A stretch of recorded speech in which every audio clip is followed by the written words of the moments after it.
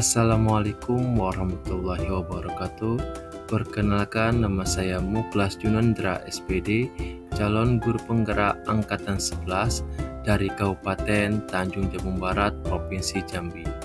Di sini saya akan menyampaikan koneksi antar materi modul 2.1 pembelajaran berdiferensiasi. Apakah yang dimaksud dengan pembelajaran berdiferensiasi?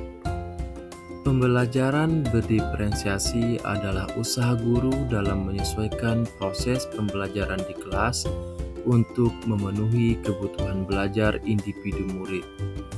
Pembelajaran berdiferensiasi adalah pembelajaran untuk mendukung semua murid di kelas kita.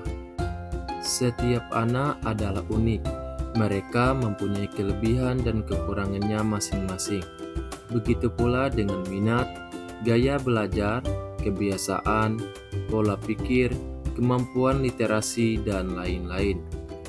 Disinilah diperlukan usaha guru untuk dapat memenuhi kebutuhan belajar murid yang berbeda-beda, agar mereka merasa nyaman saat belajar di kelas dan tentunya tujuan pembelajaran akan tercapai.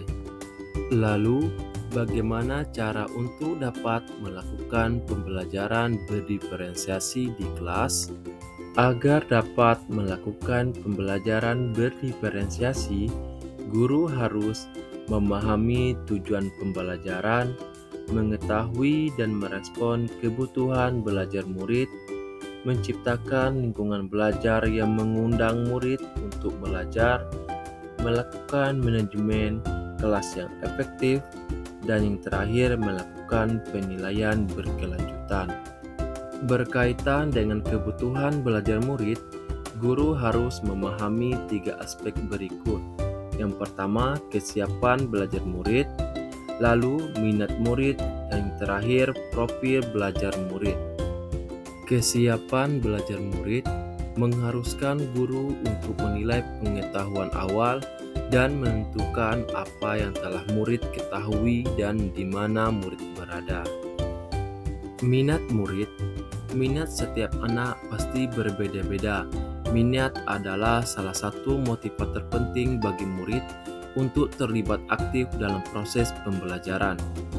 Profil belajar murid mencangkup lingkungan, budaya, gaya belajar, dan kecerdasan majemuk.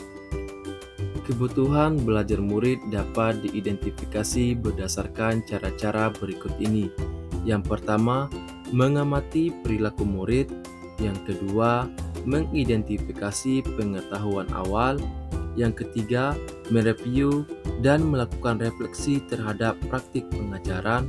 Yang keempat, berbicara dengan guru sebelumnya.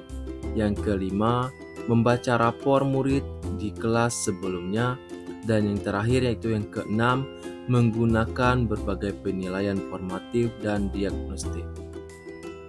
Strategi untuk mendiferensiasi pembelajaran ada 3, diferensiasi konten, diferensiasi proses, dan diferensiasi produk. Diferensiasi konten berkaitan dengan apa yang kita ajarkan, seperti materi, konsep, atau keterampilan yang perlu dipelajari berdasarkan kurikulum.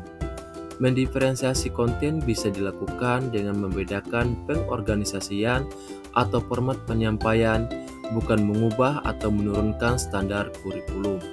Diferensiasi proses, kegiatan yang memungkinkan murid berlatih dan memahami atau memaknai konten dengan cara membedakan proses yang harus dijalani oleh murid. Diferensiasi produk menunjukkan apa yang murid telah pahami dengan cara membedakan atau memodifikasi produk sebagai hasil belajar murid, hasil latihan, penerapan dan pengembangan apa yang telah dipelajari. Lalu, apakah ada keterkaitan antara modul pembelajaran berdiferensiasi dengan modul-modul yang lain? Semuanya pasti mempunyai keterkaitan. Antara modul 1.1 dengan modul 2.1, keterkaitannya adalah untuk dapat melakukan pembelajaran berdiferensiasi, maka guru harus berusaha memenuhi kebutuhan belajar anak sesuai dengan kodrat alam dan kodrat zaman, berdasarkan filosofi Ki Hajar Dewantara.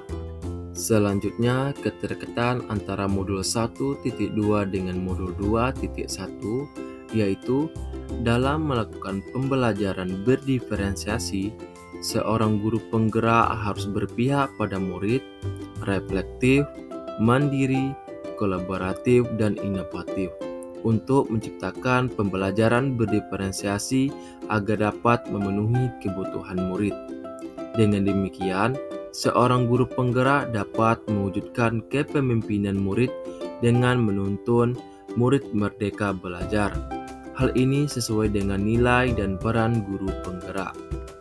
Lalu, keterkaitan antara modul 1.3 dengan modul 2.1 yaitu pembelajaran berdiferensiasi dapat menjadi salah satu strategi untuk mewujudkan visi guru penggerak yang berpihak pada murid.